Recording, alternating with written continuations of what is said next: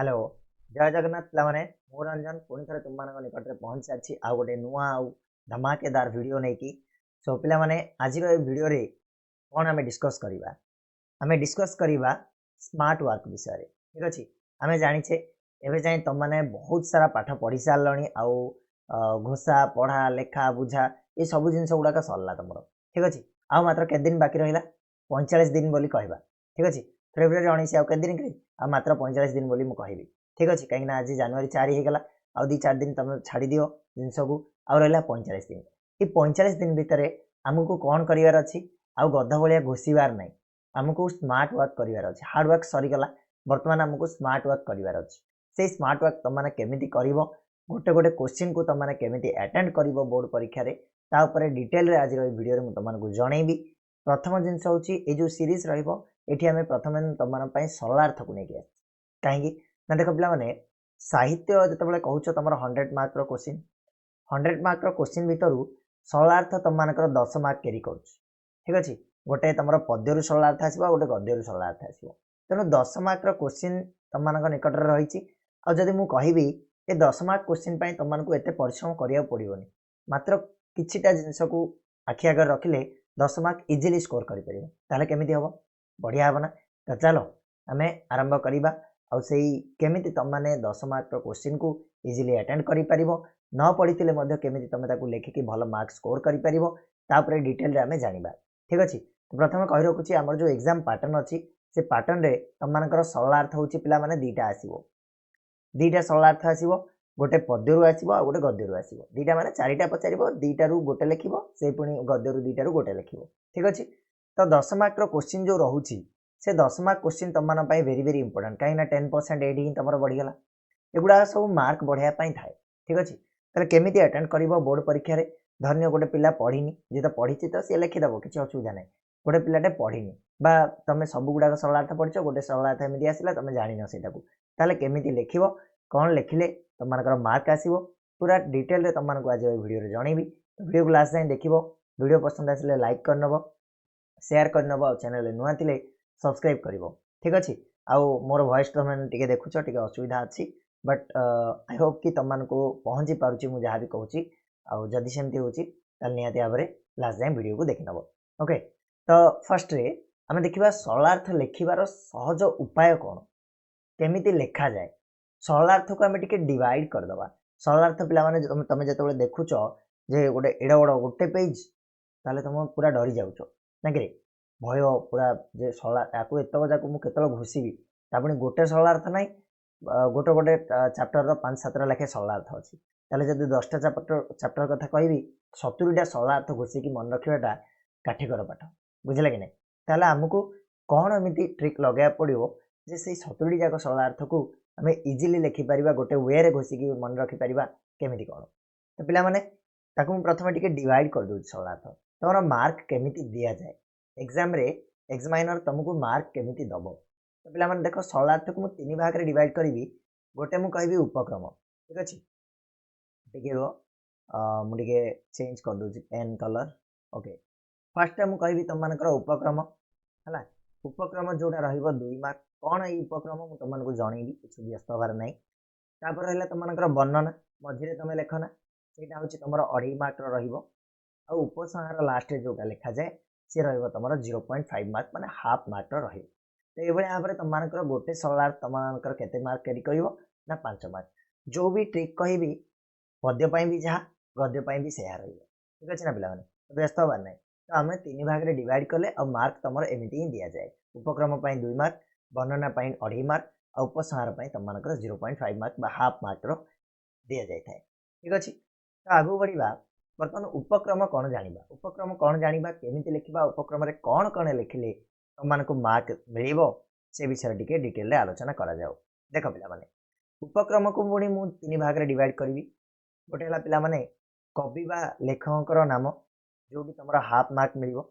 देख आम प्रत्येक जो सरलार्थ लिखुचे से पद्य हो कि गद्य हो आम कौन करुचे पे कहल आम कवि बा लेखक नाम लिखुचे जदि पद्य लिखुचे ताले कवि ना लिखुचे जदि गद्य लिखुचे ताले लेखक ना लिखुचे एमती लिखिचे उक्त पद्यांशटी कवि राधानाथ राय ना लेखक कृष्णचंद्र पाणिग्राहींकर ठीक अच्छे ये टाइप आम लिखुचे ना नहीं तो से कवि आ लेखक ना से तुम मानक मिल के हाफ मार्क तापर पद्य और गद्यर नाम उक्त पद्यांशटी कवि या द्वारा यही पुस्तक आनीत बाई काव्यरू आनीत से जो पद्य बा गद्यर नाटा लिखिले आमको से मिल हाफ मार्क कही उपक्रम तुम के मार्क रहा 2 मार्क रुझा पड़े है विषय प्रसंग ये कौन विषय प्रसंग कौन पिला माने विषय प्रसंग हूँ तुम मान 1 मार्क विषय प्रसंग हूँ अर्थात तुम मानक जो 2टा लाइन रे पचरा हो सरलार्थटा जो क्वेश्चन पचारि से क्वेश्चन रे क्या विषय पचार से क्वेश्चन रे कौ विषय कहूँ सेटा हूँ तुम मानकर पिला माने विषय प्रसंग बुझेगा कि नहीं तो सही विषय प्रसंग को लिखिले गोटे धाड़ी लिखा सी 1 मार्क रहा तो उपक्रम तुम मानकर होगा 2 मार्क एग्जांपल तुमने देखिपर जिते आम सरलार्थ लिखुचे सरलार्थ आमको पचारि 2 लाइन पचार कि ना ये जो फास्ट वार्डटा थी प्रथम शब्दटा जो थी है ये प्रथम शब्दटा को लाइन फास्ट लाइन तुमने एपोस्टेप देकी एमतीका लिख कमा भितर रख तापर डट डट डट डट डट डट अलरेडी तुमने पढ़ीच जाच ये सब जिन गुड़ाक टे यटा को टे जोटा देवी तुम गोटे ये ब्लू प्रिंट देवी से ब्लू प्रिंट अनुजाई कर बारंबार घोषिया पड़ोनी बारंबार से घोषी घोषिक जो मुझे कहली 70 सरलार्थ घोषब केतबे तेणु ट्रिक लगे पड़ो कौन से ट्रिक कहली ना प्रथम शब्द रहा लास्ट रे पुणी पे सेकेंड थर्ड रे लास्ट रे गोटे शब्दटे थी ताकू ये लिखिदेव बस ये तुम कमा भितर रखिदेल ये जिन तापर एतिक को तो पूरा घोषी दियो है एतिक को घोषी दियो जो सरला थाउ ना कहीं आखि बुझिक एतिक जिन को फास्ट लिख 2 मार्क तुम होगला सरलार्थ 2 मार्क तुम पाइगल केमी लिख ना यहाँ घोषब उक्त पद्यांश जदि तुम पद्यरू लिखुच जदि गद्यरू लिखुच तेल गद्यांश लिख मुझे और कर देछि इधर यहाँ लिख ना यहाँ लिख 2 जगह लिखले भूल हो पे पद्यांश आसी मैंने पद्यांश लिख गद्यांश आसी मैंने गद्यांश लिख ठीक अच्छे तो पद्यरू आसते पद्यांश उक्त पद्यांशटी जदि पद्य कथा लिखुच कवि लिख जदि गद्य कथा लिखुच लेखक लिख ठीक अच्छे द्वारा रचित पद्यर माने जो काव्यरू आसी जो कविताटू आसी वंदे उत्कल जननी आसला है मुझे जदि मनकर उक्त पद्यांशटी कवि लक्ष्मीकांत महापात्र द्वारा रचित वंदे उत्कल जननी कविता पुस्तक संगृहित आनीत ठीक अच्छे संगृहित पद्य को पद्यटा रहा तुम मानकर वंदे उत्कल जननी पद्यर शीर्षक पद्य बा गद्यरू आनीत बुझे लगे नहीं देख पे ये आमको मिलगला 1 मार्क केमी ना ये मुझे कवि और लेखक ना लिखिली कि नहीं ये 0.5 मार्क है ना ये देख पे पद्य और गद्यर ना लिखाई ये तुम 0.5 मार्क सरला ये कम सरला जोड़ा कही विषय प्रसंग हो जाए कवि कौन कहते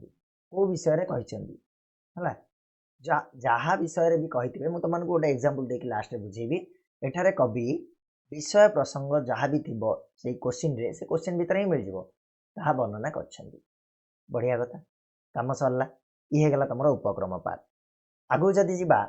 ताहले वर्णना पार्ट को जीवा वर्णना पार्ट रे पिला माने तुमମାନଙ୍କର केते मार्क कैरी करिवो ना 2.5 मार्क वर्णना रे तुमको 2.5 मार्क मिलिवो वर्णना कहले कोन तुम देखिछ फर्स्ट पैराग्राफ सरला तापर मझी रे 6-7 धाड़ी बा 5 धाड़ी बा 6 धाड़ी किछि हमको लिखिया पई पड़े सेटा को हमें वर्णना बोली कहू सेटा हमर वर्णना पार्ट रो अंतर्गत तो कौन रही ताकू भी 3 भाग 3टा जिनस कहबी मन रखिया पई पड़िवो फर्स्ट होची सरलार्थ लिखला बेले पूर्वापर प्रसंग को ध्यान रखा उचित ये पूर्वापर प्रसंगटा कौन आज्ञा कहले जे आप मत बुझा पड़ानी बुझे दूसरी व्यस्त हबार किसी ना देख पूर्वापर प्रसंग कौन धन्य मुझे गोटे लाइन टे पचारि तुमको है कि पूर्वर कौन घटी पर कौन है पूर्वर कौ लाइन अच्छी कौ लाइन अच्छी से 2टा जिनस को आम जड़ित करके लिखापी पड़ो कहीं गोटे लाइन पचारला माने से लाइन को आम 7 धाड़ी लिखिपारे 7 धाड़ी लिखिपारे पूर्व लाइन विश्लेषण करार अच्छे पर लाइन विश्लेषण करार अच्छे से जो पूर्वा पर जिनस को लेकिरी ताकू मझे रखिकी आम जो लिखुंट ताहले आम सरलार्थटा बेस्ट हम कौन केमी बुझीपार लास्ट एग्जांपल देवी बुझ है एवं मन रख पूर्वा पर प्रसंग को आम मन रखापी पड़ो सेकेंड हूँ प्रश्न पद्यांशर सरल व्याख्या पद्यांश जो पद्यांशटा ठीक अच्छे पद्य जो पद्यांशटा तुम जहाँ भी तुमको क्वेश्चन पचार से क्वेश्चन को सरल भाव में व्याख्या कर सरल भाव में बुझेगा किसी करार ना मुझे तुमको जो वन शॉट वीडियो जो मैंने देखी ना बिल्कुल मक्खन भाया लिखिपर आ पढ़िया दरकार ना से वन शॉट वीडियो मुझे बुझे सेमती लाइन रे दीटा लाइन रे तुम बुझेब जिनटा को जो पद्यांशटा तुम देपर थर्ड है वर्णना कम से कम 5 ରୁ 6 धाड़ी रहा आवश्यक है कि से जो मिडिल पार्टा लिख मिडिल पार्टा 5 ରୁ 6 धाड़ी माने 6 धाड़ी कमेबनी पे है इधर 5 धाड़ी भी हो पारे 6 धाड़ी भी हो पारे 7 धाड़ी भी चलो अधिक लिखबनी कि कम लिखबनी 5 धाड़ी को जीवनी कि 9 धाड़ी को जीवनी यही जो बिटवीन 5 ରୁ 8 भितर एतिकी रखापी ट्राए कर ठीक अच्छे आमको अधिक लिखले अधिक मार्क मिल जीवनी राइट तेणु सर्ट आउ टू दी पॉइंट हवा दरकार क्लियर ताले सेठी हमको 2.5 मार्क मिल जी एग्जांपल देखिले त माने कहि दो जे नाइ मु आज्ञा जो ढाल लिखि देबी जिबा जिबा आगु तापर लास्ट वाला उपसंहार उपसंहार कहले कोन पिला माने ना वर्णना सरला पर गोटे धाड़ीटे लिखा जाए ना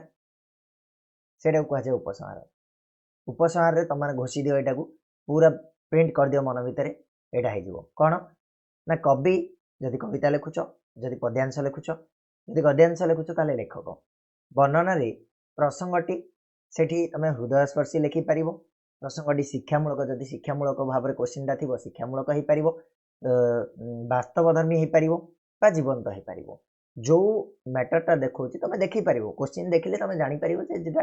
कौन एक्जाक्टली से तुमको हाफ मार्क मिल यहाँ को पूरा घोषी दियो से हिसाब से तुम ये प्रिंट कॉपी एंड पेस्ट कर राइट बुझा पड़ी कि नहीं तापर आम जा पिला माने गोटे एग्जांपल तुम मुझे आसी एग्जांपल रे बहुत सुंदर भाव में तुम जहाँ जहाँटा कहली बुझीपार देख मुझे कहली जे सरलार्थ को आम 3 भाग में विभक्त करवा गोटे फास्ट है कौन पिला माने ना उपसंहार तो देख फास्ट सरलार्थटा को उपसंहार करवा गोटे मिनट दियो